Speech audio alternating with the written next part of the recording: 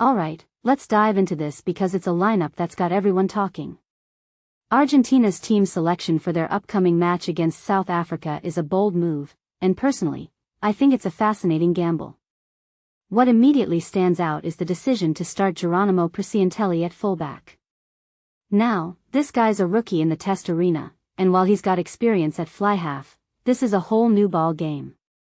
What makes this really interesting is the fact that he's been playing fullback for Racing 92, so it's not like he's completely out of his depth. But stepping into a test match against the Boks? That's a baptism of fire. In my opinion, this could either be a masterstroke or a risky misstep. If he shines, it's a huge win for Argentina's depth. If not, well, it's a learning curve, but one that could cost them dearly. Then there's Francisco Moreno, making his debut at tight head.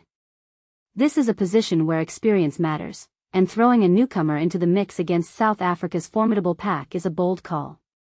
What many people don't realize is that the tight head prop is often the linchpin of the scrum, and if Moreno can hold his own, it's a massive statement. But if he struggles, it could expose the entire front row.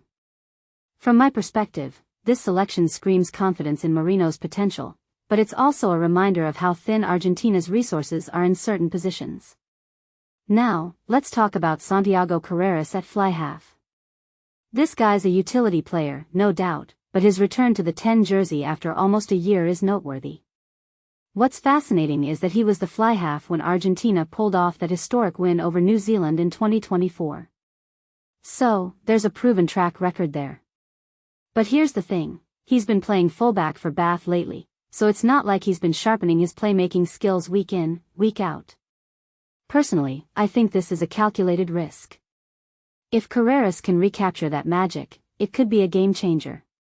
But if he's rusty, it could leave Argentina's back line disjointed. What this really suggests is that Argentina is in a transitional phase. With key players like Julian Montoya and Joaquin Oviedo missing, they're forced to experiment.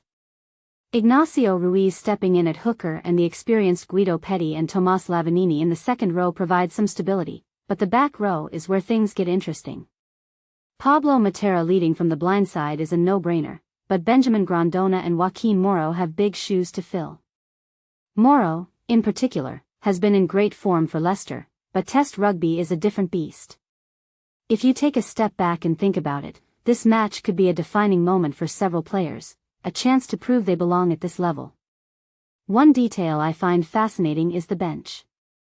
3 uncapped players, including Lionel Oviedo, brother of the missing Joaquin. This raises a deeper question: is Argentina prioritizing long-term development over short-term results? It's a strategy that could pay off down the line, but against a team like South Africa, it's a risky proposition. In my opinion, this match isn't just about the result, it's about seeing who can step up under pressure and who might be part of Argentina's future. So, what's the takeaway here? This lineup is a mix of calculated risks and necessity. It's a team that's been thrown together due to circumstances, but it's also a team with something to prove. Personally, I'm excited to see how these players perform.